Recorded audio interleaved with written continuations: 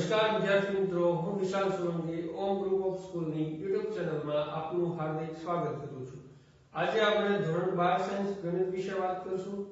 ગણિતમાં આપણે સાતત્ય અને વિકલન વિશે છે એ લાસ્ટ વિડિયો સુધી છે જોયું હતું। એમાં સ્વાધ્યાય 5.1 કે જે સાતત્ય ઉપર છે આધારિત હતું એ આપણે છે કમ્પ્લીટ કર્યું। હવે આપણે છે એનો નેક્સ્ટ પાર્ટ છે જે વિકલન પર છે એ જવાનું છે। તો વિકલન છે એ શું છે એની આપણે બેઝિક માહિતી છે આપણે ધોરણ 11 સાયન્સમાં લક્ષ અને વિકલન ચેપ્ટરમાં છે બેઝિક માહિતી જોઈ ગયા। જેવી કે બધા જે વિધેય છે મતલબ ઘાતાંકીય વિધેય છે, બહુપદીય વિધેય છે, આવા વિધેયો છે એનું વિકલન છે કઈ રીતે કરી શકાય છે। ત્યાર પછી છે આપણે વિધેયો છે જે ત્રિકોણમિતીય વિધેયો છે એનું છે વિકલન કઈ રીતે કરી શકાય એ આપણે જોયું હતું। હવે આપણે છે ત્યાંથી આગળ છે અહીંયા આપણે સંયોજિત વિધેયો છે એનું વિકલન કેમ કરી શકાય છે, ઘાતાંકીય વિધેય છે એનું વિકલન કઈ રીતે કરી શકાય છે, લઘુગણકીય વિધેય છે, ત્યાર પછી છે અલગ અલગ પ્રકારના જે ગૂઢ વિધેયો છે એનું વિકલન છે કઈ રીતે કરી શકાય છે અને એના માટેના અલગ અલગ નિયમો વિશેનો અભ્યાસ છે આપણે હવે કરવાનો છે। તો જે પણ બેઝિક માહિતી માટે છે આપણને કઈ પ્રોબ્લેમ હોય તો ગેર સાયન્સમાં એકવાર છે એના સૂત્રો છે કોનું વિકલન કઈ રીતે થાય છે ચેક કરશું। અહીંયા જે પણ એક્ઝામમાં છે એક્ઝામ્પલમાં જરૂર પડશે એની સાથે સાથે છે હું તમને છે એના વિશે માહિતી આપતો જઈશ। છતાં વધારે પણ છે આપણે યાદશક્તિ માટે અને દૃઢીકરણ માટે છે આપણે થોડું છે ગેર સાયન્સનો પણ અભ્યાસ છે ચાલુ રાખશું। તો અહીંયા છે શું થશે વિકલન ઉપર આપણે જે પહેલો ટોપિક છે વિકલનીયતા। વિકલનીયતા કોને કહેવાશે તો કે વિધેયનું વિકલિત શોધવાની પ્રક્રિયાને છે। કોઈ પણ વિધેય છે ફોર એક્ઝામ્પલ છે મારી પાસે f of x છે જેને આપણે y પણ કહી શકીએ, y કહીએ, f of x કહીએ। તો f of x છે એનું મારે વિકલન મેળવવું છે તો વિકલન છે તો કે આપણે જેમ છે વિધેયનું આપણે છે સંકેત f of x અથવા y આપીએ છીએ એવી જ રીતે છે આપણે જો વિધેયના વિકલનનું આપણે જો આપવું હોય તો શું આપશું સંકેત આપવો હોય તો કે f dash x આપી શકાય। શું આપી શકાય f dash x। સેકન્ડ શું આપી શકાય જો આ બધા સરખા છે dy by dx આપી શકાય। ત્યાર શું આપી શકાય d by dx f of x આપી શકાય અને નેક્સ્ટ y dash છે આપી શકાય। તો આટલા છે શું કહી શકીએ આપણે ના સંકેત કે ભાઈ dy by dx આપ્યું છે એનો મતલબ પણ એવો છે કે y નું x ની સાપેક્ષ વિકલન કરવાનું છે। f dash x આપ્યું છે તો પણ આપણે એવો મતલબ થશે d by dx f of x આપ્યું છે તો પણ અને y dash આપ્યું છે તો પણ એનો મતલબ શું થશે કે આપેલા વિધેયનું વિકલન કરવાનું છે। તો આ રીતે છે દર્શાવી શકાય। હવે આપણી પાસે સિમ્પલ ત્રણ નિયમો છે કે ભાઈ u plus v અથવા u plus or minus v તો એનું છે કેવી રીતે કરશું તો કે સિમ્પલી u નું કરી નાખો અને પ્લસ ઓર માઈનસ જે હોય અને v નું કરી નાખો તો જે શું થશે સેમ।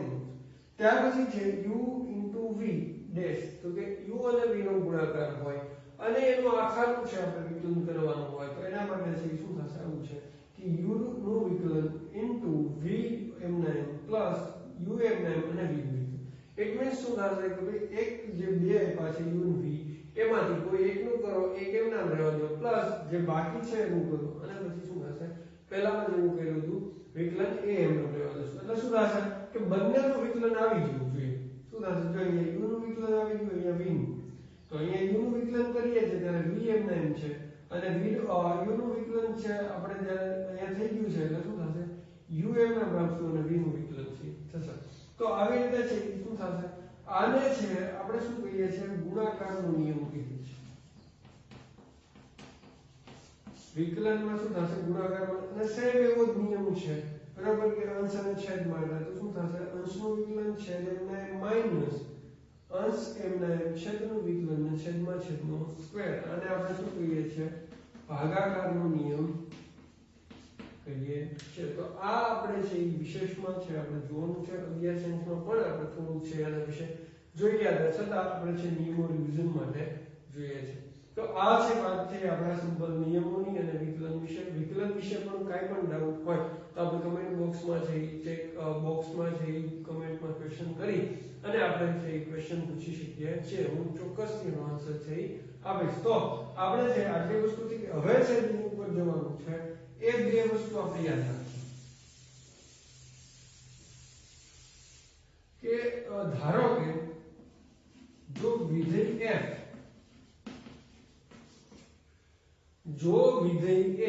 એ c આગળ વિકલનીય છે.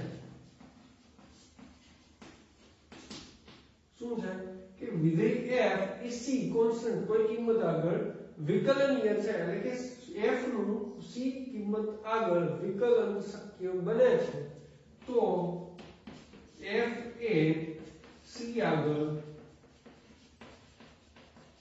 સતત હોય. શું થશે કે ફંક્શન તમારું વિધેય છે એ જો c આગળ વિકલનીય છે, એટલે કે વિકલન શક્ય છે એનું c આગળ, એનો મતલબ એવો થશે કે c આગળ શું છે, સતત હશે. ત્યાર પછી છે આપણે કેવું હોય, બરાબર, તો એવું પણ કહી શકીએ કે દરેક અથવા પ્રત્યેક વિકલનીય વિધેય સતત હોય છે. શું થશે કે જે પણ વિધેયનું વિકલન શક્ય છે એ કેવું હશે, હંમેશા સતત વિધેય હશે, એ અસતત વિધેય હશે નહીં. જેનું આપણને વિકલન નથી મળતું એવું શું થશે, અસતત થશે. પણ જે પણ વિધેય છે એનું આપણે જો વિકલન કરી શકતા હોઈએ તો શું થશે, એ સતત હોય. આપણે એવું છે પ્રમેય પરથી કહી શકીએ. તો ત્યાં છે બંને કન્ડિશન છે એ પણ આપણે યાદ રાખશું. ક્વેશ્ચન 1 માર્કમાં છે, એ ક્વેશ્ચન પૂછી શકે એવા છે. તો ત્યાર પછી છે આપણે વાત કરવાની છે હવે સંયોજિત વિધેય પર વાત કરવાની છે. સંયોજિત વિધેય છે એ આપણે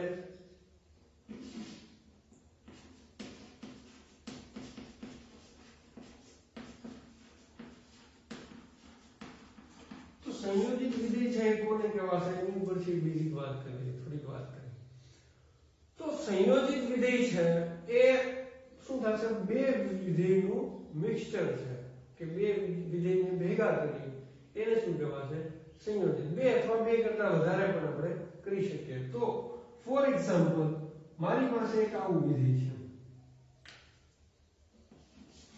g of x છે 2x + 1 અને h of x છે x નો ઘન. તો આની ઉપરથી આપણે જે સંબંધ વિધેય ચેપ્ટરમાં છે એ જોઈએ, બરોબર, કે ત્યાં આપણે ફોગ ને ગોફ ને એવું જોતા. હવે આ બંનેને મારે ભેગા કરવા હોય, ફોર એક્ઝામ્પલ મારે આવું કરવું છે તો શું થશે, આવું કરવું છે તો આનો મતલબ શું થશે, પહેલા તો કે આપણે આવું કહી શકીએ h શું થશે કે આવી રીતે છે આ આપણે સોરી આને આપણે ફંક્શન કહીએ કે નવું ફંક્શન બનાવવું. શું કરીએ, નવું ફંક્શન આ બંનેને ભેગા કરી, બરાબર, h અને g ને. તો હવે એક વસ્તુ આપણે યાદ રાખવાની છે કે આનો મતલબ શું થાય છે, h of g એનો મતલબ શું થાય છે. તો આ છે એને શું કહેવાશે, તો કે આ h પહેલા છે એટલે એવું કીધું છે કે h ની વેલ્યુ છે, h ની વેલ્યુ જે છે એમાં આપણે શું કરવાનું છે, g ની વેલ્યુ મૂકવાની છે.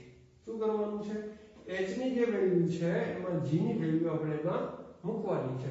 તો કઈ રીતે મૂકશું, તો કે જો અહીંયા શું થશે, આ આપણે કરીએ છે એટલે અહીંયા x ની જગ્યાએ જ્યાં x છે ત્યાં આપણે શું મૂકી દેવાનું છે, આખું ફંક્શન મૂકી દેવાનું છે. આખું ફંક્શન આનું સાદુરૂપ આપણે આપવું હોય તો શું કહી શકીએ, આમ પણ કહી શકીએ. તો આના માટે શું થશે કે આ આપણું આવી રીતે કે h of આપણે હવે શું થશે કે h માં જે x છે, શું થશે, h માં જે x છે ત્યાં મારે શું મૂકવાનું, g of x મૂકવાનું છે. એટલે કે આનો મતલબ આવું થશે. હવે h માં x છે તે હું g of x મૂકું તો હવે મારું જે આખું ફંક્શન બનશે એ કેવું ફંક્શન બનશે, તો કે આમાં મારે શું કરવાનું છે, x ની જગ્યાએ g of x મૂકવાનું છે. એટલે કે g of x નો ઘન થશે. પણ g of x શું છે, તો કે 2x + 1. તો આ જે વિધેય 2x + 1 હોલ ક્યુબ એ શું થશે, એક સંયોજિત વિધેય છે એ કહેવાશે. શું કહેવાશે,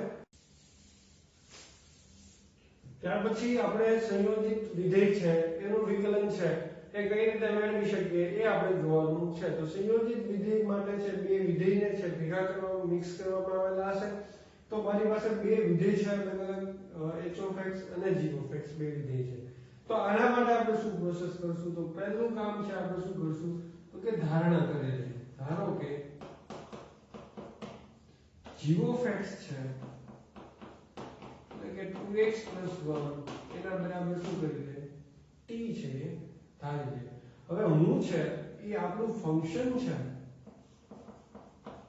એ શું છે આવું છે અથવા આવું કહીએ તો આનો મતલબ શું થશે કે ભાઈ g of x તો t છે એનો મતલબ h શું થશે t. તો હવે h of t છે h of t આપણને શું મળશે t નો ક્યુબ. સમજાય છે શું થશે ફર્સ્ટ શાંતિથી જોઈએ g of x છે મારી પાસે એના બરાબર હું શું લઈ લઉં છું t ધારી લઉં. હવે હું એના બરાબર t ધારું તો મારું ફંક્શન છે કઈ રીતે બનેલું છે તો કે h of g of x આવું બનેલું છે. તો g of x એટલે તો મેં t ધારી દીધું છે તો h of t તો h of t શું થશે આની જગ્યાએ હું t ની કિંમત મૂકું એટલે t નો ક્યુબ થશે. તો આટલી સિમ્પલ વસ્તુ સમજવાની હતી. હવે શું થશે તો કે હવે મારે શું કરવાનું છે આને કદાચ આપણે છે y કહી દઈએ અથવા છે તમે f રાખો એમાં તો df by dx આપણા ફંક્શનનું x ની સાપેક્ષે આપણે વિકલન કરવાનું છે. તો પહેલો સ્ટેપ શું કરવું પડશે તો કે પહેલું મારે કરવું પડશે dh by dt એટલે કે h છે એનું શું કરીશ હું t ની સાપેક્ષે કરીશ ઇન્ટુ t નું પાછું શું કરીશ x ની સાપેક્ષે. હવે આ વસ્તુ આપણે છે યાદ રાખવાની છે. હવે આના માટે જોઈએ તો કે આ બંને મેળવવાના છે. તો પહેલી કામ છે આપણે અહીંયા આ કરીએ કે ભાઈ dh by dt dh શું છે h શું છે t ક્યુબ એટલે h ની જગ્યાએ હું t ક્યુબ મૂકી દઉં તો આનું વિકલન છે શું થશે 3 ઘાત આગળ આવશે અને 2 ઘાત આવું. આ છે આપણું શું થશે આનું વિકલન. હવે શું કીધું છે અહીંયા આપણે કિંમત મૂકી દઈએ સાથે સાથે 3 અને t ની કિંમત કેટલી છે 2x 1 આ આપણને એક મત મળ્યું. હવે મારે શું કરવું t નું છે મેળવવું તો કે t ની કિંમત t ની માટે મેળવવાનું છે તો t શું છે એટલે કે dt by dx એ શું કહેવાશે d by dx અને t શું છે 2x 1 તો 2x શું થશે 2 અને +1 છે એનું શું થશે 0. તો આ શું આવી ગયું 2. તો આપણે બંને છે એ મળી ગયા છે. એનો મતલબ કે આપણી પાસે છે એ ફંક્શન છે વિધેય શું થશે વિકલન છે શું થશે લખવું હોય તો લખી શકીએ કે df by dx બરાબર dh dt શું છે તો એ આપણે મેળવ્યું 3 2x 1 સ્ક્વેર ઇન્ટુ શું થશે 2. હવે બંનેનો ગુણાકાર કરાવી દઈએ તો 6 2x 1 હોલ સ્ક્વેર. તો આવું છે એ શું થશે આપણા વિધેયનું વિકલન થશે. તો આ સંયોજિત વિધિ પણ આપણે જે સિમ્પલ રીતથી જોવું હોય આ ખાલી રીત સંયોજન વિધેય છે એના મદદથી સમજવાની કોશિશ હતી. પરંતુ જો આપણે હજી એને છે શું કરવું જોઈએ સિમ્પલ જોવું હોય તો કઈ રીતે જોઈ શકીએ તો આપણી પાસે છે એ કોઈ અલગ અલગ વિધેય લેવાની જરૂર નથી. સિમ્પલી શું કરશું તો કે મારી પાસે 2x 1 હોલ ક્યુબ એટલે કે f of x આપેલું છે.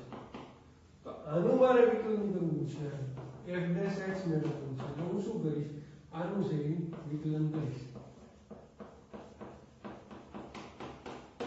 હવે એના વિકલનમાં શું થશે તો કે પહેલા છે ઘાતનું વિકલન થાય એટલે શું થશે 3 ઘાત આગળ આવશે 2x 1.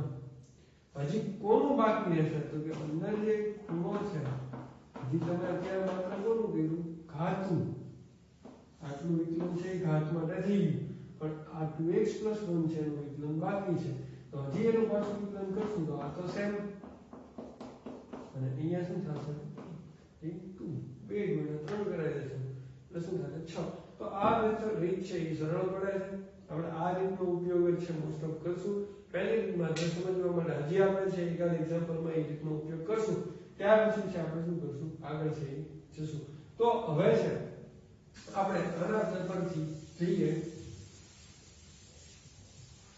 સ્વાધ્યાય પર જઈએ સ્વાધ્યાયના એક્ઝામ્પલ છે તો સ્વાધ્યાય 5.2 નો ફર્સ્ટ એક્ઝામ્પલ છે sin x square plus 5 શું છે f of x હવે પહેલામાં આપણી પાસે h અને g હતા ફંક્શન જે લોકોને ક્લિયર નથી એ હજી આમાંથી થોડું ધ્યાન આપશે એટલે કે આમાં આપણે ક્લિયર થઈ જશે સેમ પેલા જેવો એક્ઝામ્પલ છે તો હું કોઈ પણ બે ફંક્શન આપણે h અને g લેવા જરૂર નથી u અને v લઈ લો કોઈ પણ લઈ શકાય તો આવું ફંક્શન છે તો ધારો કે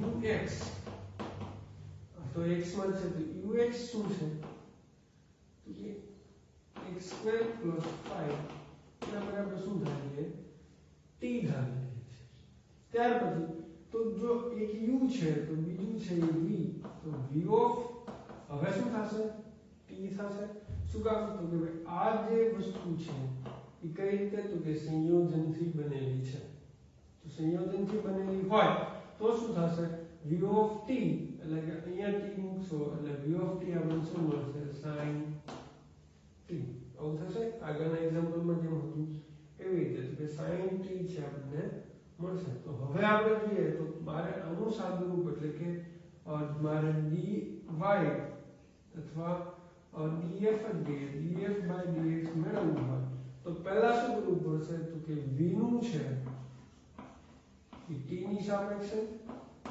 અને t નું પાછું છે શું થશે x ની સાપેક્ષે વિકલન કરવાનું આ બંનેનું વિકલન છે કરી દઈએ એટલે શું થશે મારું એક્ઝામ્પલ છે એ સોલ્વ થઈ જશે તો ફર્સ્ટ હું શું કરીશ dv/dt તો v શું છે v નું t ની સાપેક્ષે કરવાનું છે તો અહીંયા આપણે આવું લખી શકીએ કે v/dt sin t તો sin નું શું થશે cos t આ બધું ફર્સ્ટ હવે શું કરવાનું છે dt/dx તો dx હવે t શું છે આપણું તો કે t શું છે x² + 5 તો કે શું થશે x² + 5 તો આનું શું થશે 2x + 0 એટલે કે શું કહેવાશે 2x જ કહેવાશે તો આ આપણું છે એ શું થઈ જશે હવે cos t છે તો cos t ની જગ્યાએ મારે પછી t ની કિંમત મૂકવી પડશે cos t શું છે તો કે x² + સેમ એક કિંમત અહીંયા મૂકી દઈએ એટલે શું થશે 2 v ની કિંમત આ છે cos x² + 5 અને 2 આવશે 2x હવે આની આ રીત છે સંયોજિત વિધિ માટે અલગ અલગ વિધિ ગણીને આપણે કરીએ સેમ વસ્તુ મારે જેવી કરવી હોય કે હું ડાયરેક્ટ છે શું કરું અને છે આપણે જેને સાંકળનો નિયમ કહીએ છીએ તો શું થશે sin નું છે એ શું થઈ જશે cos બાકીનું બધું છે એ sin અને ત્યાર પછી શું થશે ફરીથી છે જે ખૂણો x² + 5 છે એનું વિકલન કરવાનું રહેશે તો શું થશે cos x² + 5 અને આનું શું થશે 2x તો બંને આન્સર છે તમારા શું આવશે સમાન જ આવશે ખાલી રીત અલગ છે પરંતુ આ રીત છે એ આપણને શું થશે સહેલી પડશે તો આપણે છે જેવી એક્ઝામ્પલ જેવી માર્ક સિસ્ટમ હોય એ રીતે છે અથવા જેવી આપણે સૂચના આપવામાં આવી હોય એની રીતે છે આપણે એક્ઝામ્પલ સોલ્વ કરી શકીએ ત્યાર પછીનો એક્ઝામ્પલ છે સેમ એવો છે અહીંયા sin ના ખૂણા તરીકે ax + b આપેલું છે શું આપ્યું છે ax b આપેલું છે તો એ ઉપર છે આપણે શું છે કામ કરશું ત્યાર પછીનો એક્ઝામ્પલ છે એના માટે આપણે વાત કરીએ ત્યાર પછીનું એક્ઝામ્પલ છે હું અહીં આવું ગઈ છે થર્ડ એક્ઝામ્પલ છે cos of sin x તો જો બધાને ક્લિયર થવું જોઈએ હવે શું થશે તો કે પહેલી વસ્તુ આપણે કરીશું ધારો કે શું કરશું sin x બરાબર અથવા આપણે એને છે u of x કહીએ ના બરાબર t ધારી લઈએ તો શું થશે આ જે કિંમત તમારી છે v of t થશે v of t શું થશે cos t આવી રીતે છે આપણી પાસે બે અલગ અલગ છે આપણને કિંમતો મળી જશે હવે શું કરશું તો કે મારે મેળવવાનું છે df by dx તો પહેલું હું શું કામ કરીશ v નું t ની સાપેક્ષે ઇન્ટુ t નું શું કરીશ x ની સાપેક્ષે એટલે મારે પહેલા આવું કરવાનું છે d by dt હવે v શું છે તો કે cos t છે એટલે એનો આન્સર આવશે -sin t અને હું કિંમત મૂકીશ તો -sin t ની કિંમત કેટલી છે sin x અને ત્યાર પછી મેળવવાનું છે dt by dx તો એ શું થશે તો કે t શું છે આપણું t છે sin x t આપણી પાસે છે sin x તો d by dx sin x તો કે sin નું શું થશે cos x sin નું શું થશે cos x તો આ બંને છે અહીંયા મૂકી દેશો આપણે બંને માટે છે આપણે લખીએ તો શું લખી શકાશે આવું લખી શકાય કે cos x અથવા આમ લખીએ sin of sin x into cos x આવું છે લખી શકાશે એ સિમ્પલ રીતે જોવું હોય તો cos નું શું થશે cos નું શું થશે sin આ sin અંદર છે નહીં અને sin નું બધું છે શું થશે cos x તો જો બંને આન્સર છે કેવો આવશે સમાન જ આવશે એટલે કોઈ પણ રીતે આપણે ફોલો કરીએ એની ઉપરથી આપણે આન્સર મેળવી શકીએ છીએ તો સિમ્પલ રીતે આપણે સમજાવીએ ત્યાર પછી છે આપણે પહેલા માટે થોડીક છે સંયોજિત વિધેય માટે પણ થોડીક મહેનત છે એ કરીશું તો હવે પછીના એક્ઝામ્પલ છે આપણે નેક્સ્ટ વિડિયો લેક્ચરમાં જોઈશું આજના માટે આટલું રાખીએ થેન્ક યુ